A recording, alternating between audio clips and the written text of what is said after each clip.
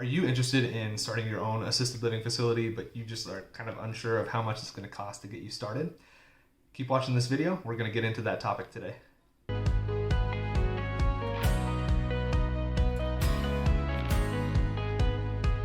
Hey everybody, welcome back to the channel. It's Brandon Gustafson at Assisted Living Investing.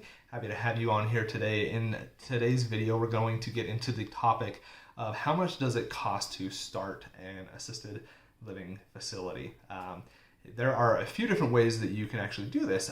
One, I'm going to go through kind of briefly, and I don't have a lot of experience with this, but I know that people do it.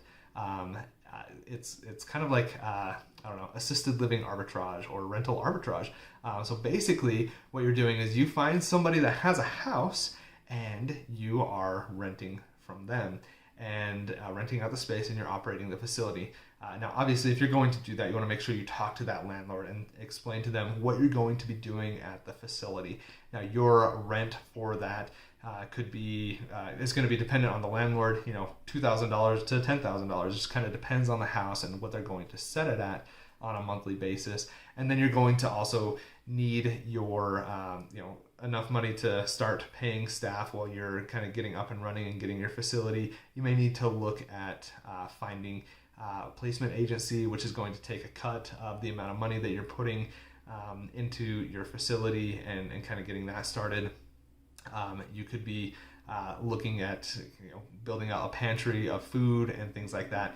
If you're going the route of kind of that arbitrage, I think you would be safe getting around, $50,000 to $80,000, and you'd have enough built in for a few months of operating expenses so that you can get started. If you want to learn a little bit more about what those operating expenses might look like, make sure you visit me on assistedlivinginvesting.net. I'll make sure I link the website down below, and get my underwriting calculator that's free for you to use. You can kind of get a feel for what those expenses are going to look like. And then if you're going the route of an arbitrage, I would suggest getting 3 to 6 months of operating expenses in the bank and ready so that you can get your facility full and then really start bringing people in and then start generating cash flow. So if that's the route that you want to go, it's a very valid one. It's probably less expensive than going going the route that I'm going to explain here in just a second.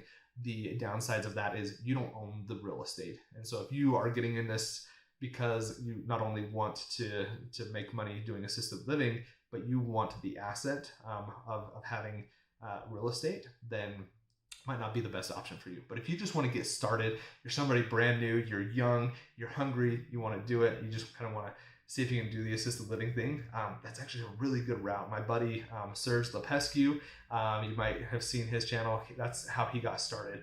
And he's kind of gone and made a really good name for himself in what he's doing with assisted living. So if you want to learn more about his story, make sure you go and visit his channel, because he's got a lot of really good information on how to get started using that method.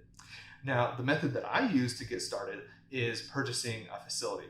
Now, there's a lot more money that goes into it as you're getting started when you're purchasing a facility. I specifically purchased existing facilities, so they were already operating. They were largely full. They were certainly more than halfway full with residents, so I didn't have to spend any extra money getting started on bringing new residents in, but I had to buy the real estate, which real estate is expensive. And so what we ended up doing, we used an SBA loan, and I'll link a video above and kind of the process that I went through as I was getting into assisted living and how we went through that process using an SBA loan. It'll kind of get a little bit more in the nitty gritty of that process and what we went through.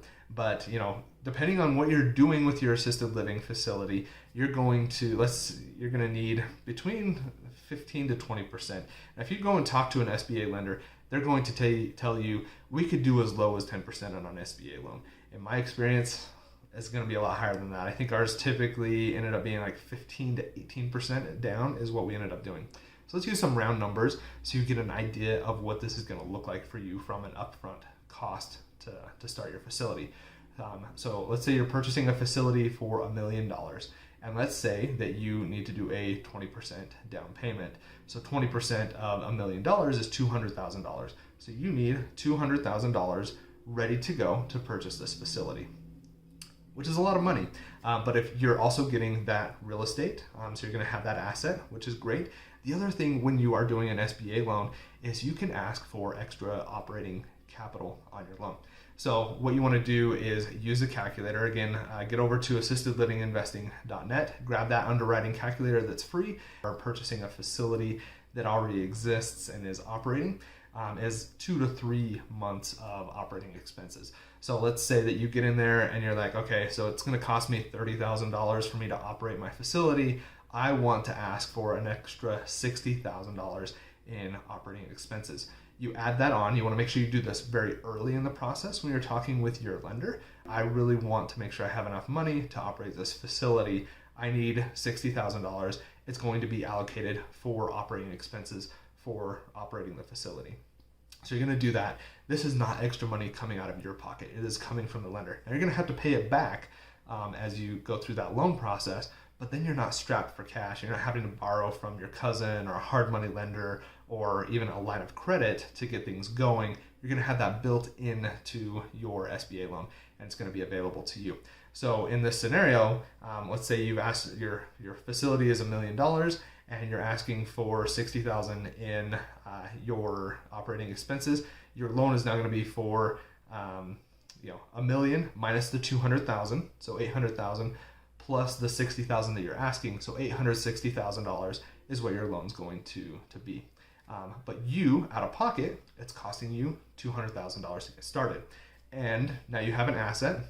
Now you have operating capital that you don't have to front by yourself, and you're able to just jump in because you already have an operating facility that has multiple residents already in it, and you just kind of have to go through a change of ownership process with the state to make sure that you are up and running.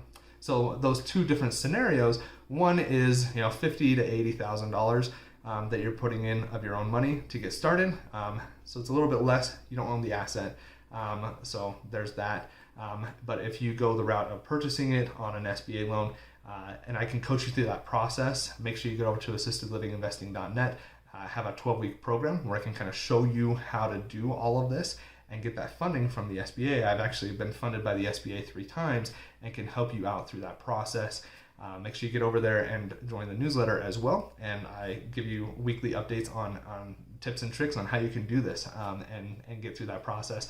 But doing that is going to allow you to get those funds, get started on operating your facility and get up and running. So do the one that works best for you. Look at the budget, the amount of money that you have available to you.